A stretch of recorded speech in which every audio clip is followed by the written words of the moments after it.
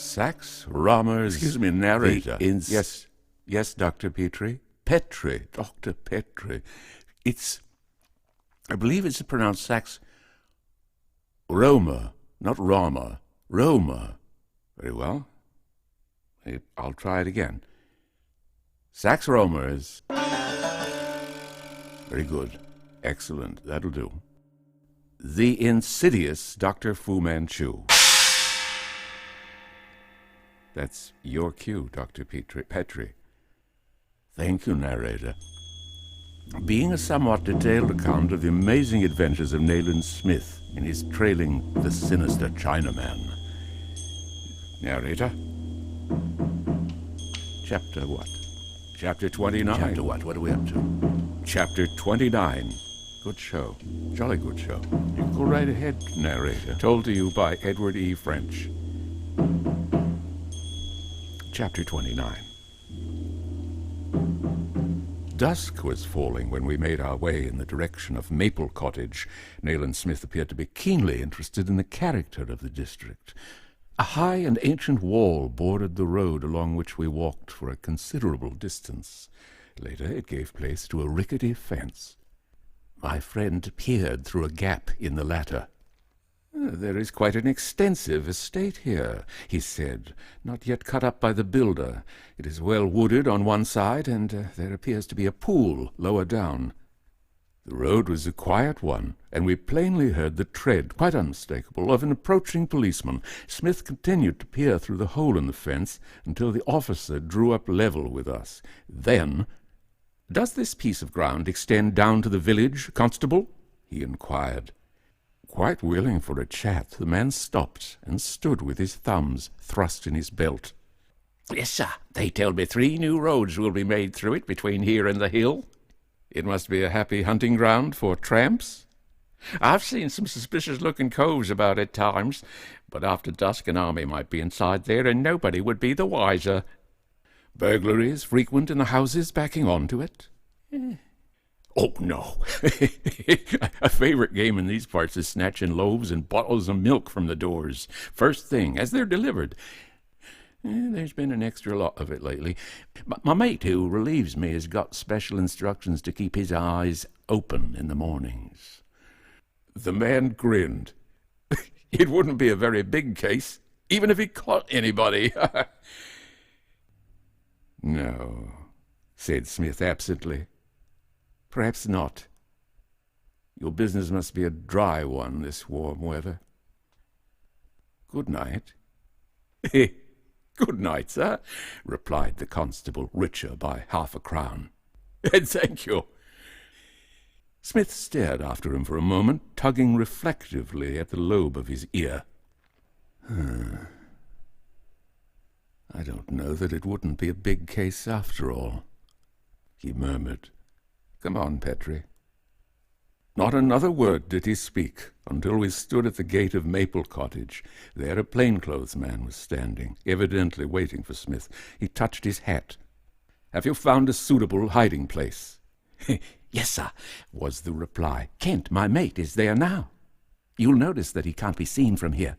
"No," agreed Smith, peering all about him. "He can't." "Where is he?" "Behind the broken wall," explained the man, pointing. "Through that ivy there's a clear view of the cottage door." "Good. Keep your eyes open. If a messenger comes for me, he is to be intercepted. You understand? No one must be allowed to disturb us. You will recognize the messenger. He will be one of your fellows. Should he come, hoot 3 times, as much like an owl as you can." We walked up to the porch of the cottage. In response to Smith's ringing came James Weymouth, who seemed greatly relieved by our arrival.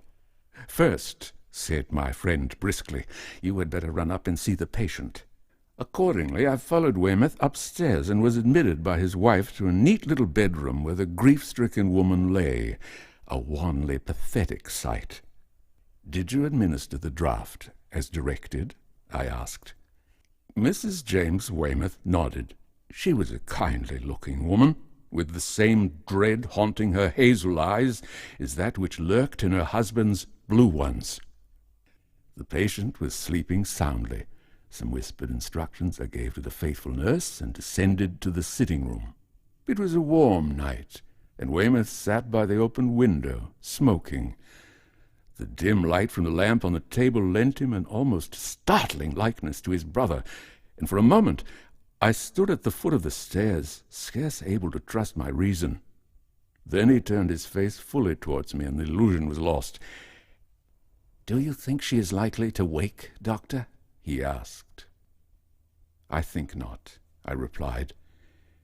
Nayland Smith stood upon the rug before the hearth, swinging from one foot to the other in his nervously restless way. The room was foggy with the fumes of tobacco, for he, too, was smoking.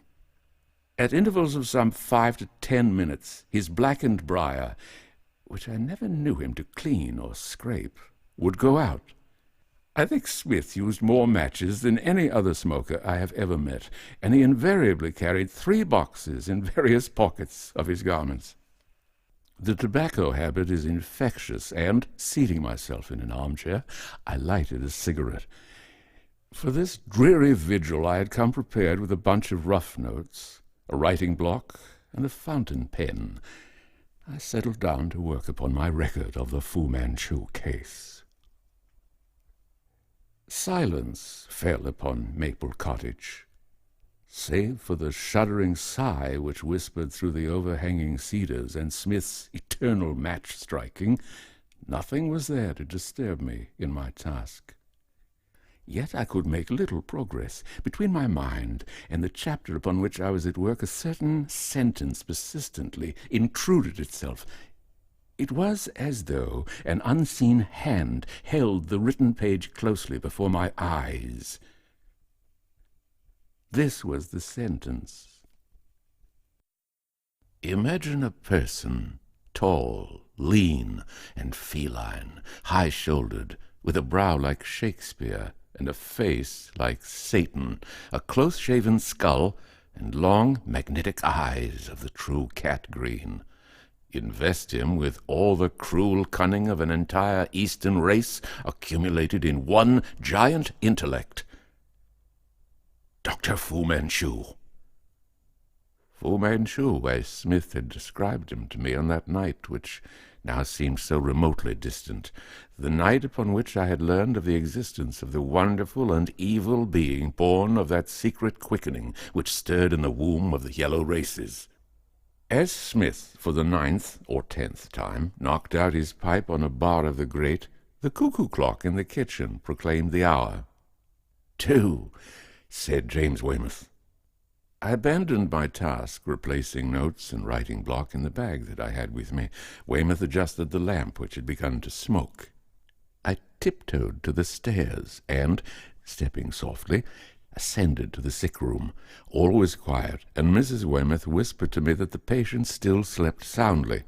I returned to find Nayland Smith pacing about the room in that state of suppressed excitement habitual with him in the approach of any crisis. At 2:15 the breeze dropped entirely, and such a stillness reigned all about us as I could not have supposed possible so near to the ever-throbbing heart of the great metropolis. Plainly I could hear Weymouth's heavy breathing. He sat at the window and looked out into the black shadows under the cedars. Smith ceased his pacing and stood again on the rug, very still. He was listening. I doubt not we were all listening. Some faint sound broke the impressive stillness, coming from the direction of the village street. It was a vague, indefinite disturbance, brief, and upon it ensued a silence more marked than ever. Some minutes before, Smith had extinguished the lamp.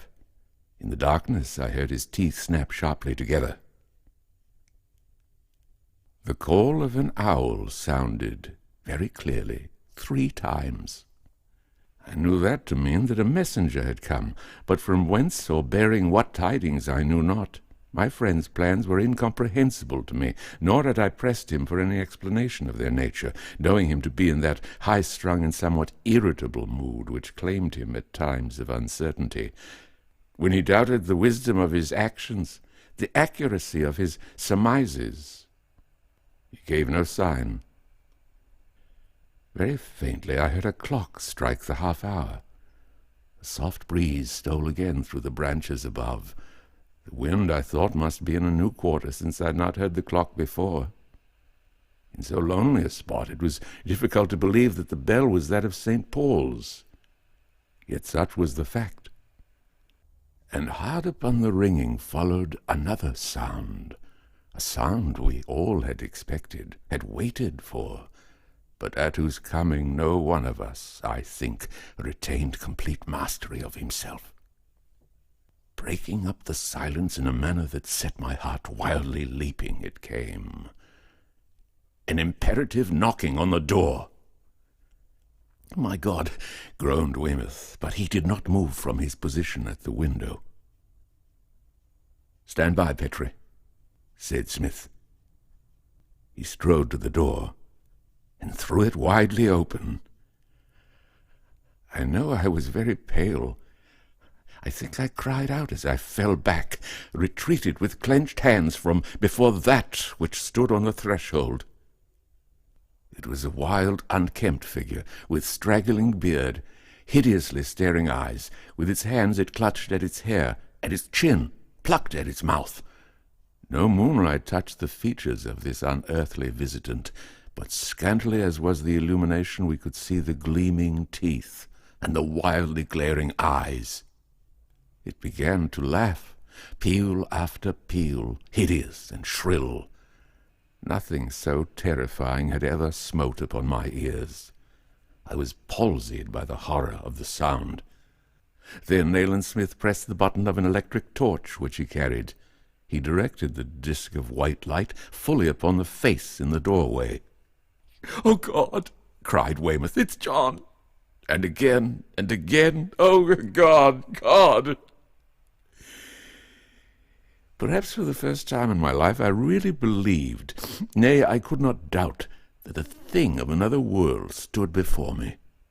I am ashamed to confess the extent of the horror that came upon me.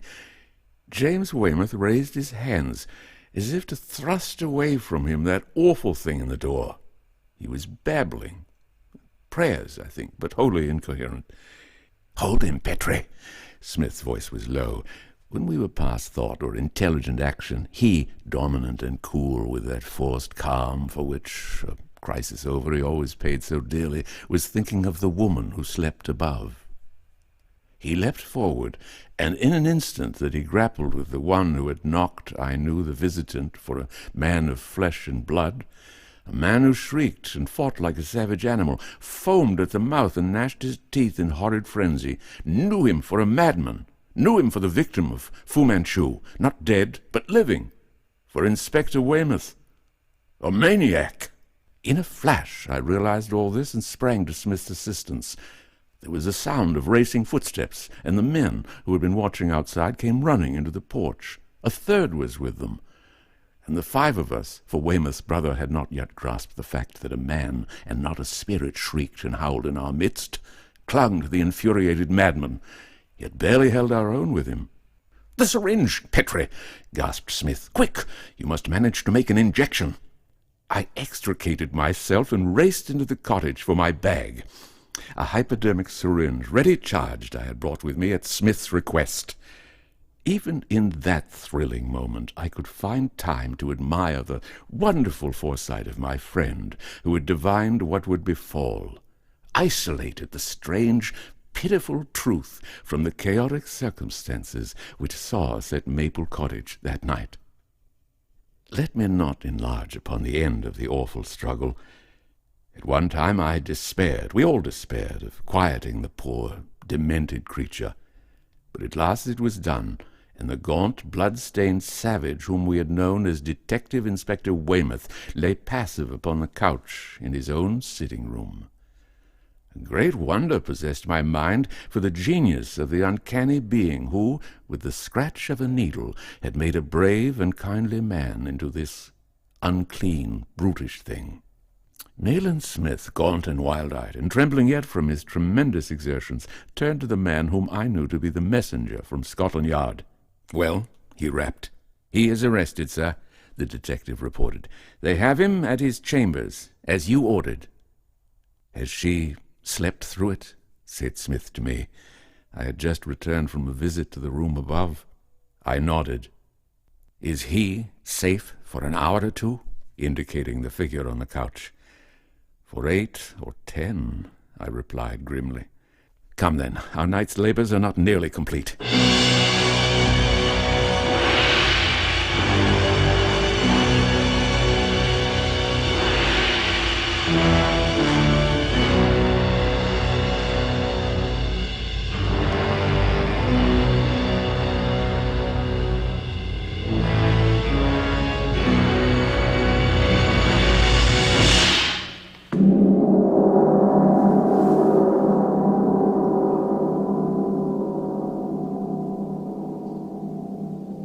The Insidious Dr. Fu Manchu is copyright, as are all the recordings by Edward E. French. No part of this story may be reproduced or stored in a retrieval system or transmitted in any form or by any means, electronic, mechanical, recording, or otherwise, without the express written permission of Edward E. French.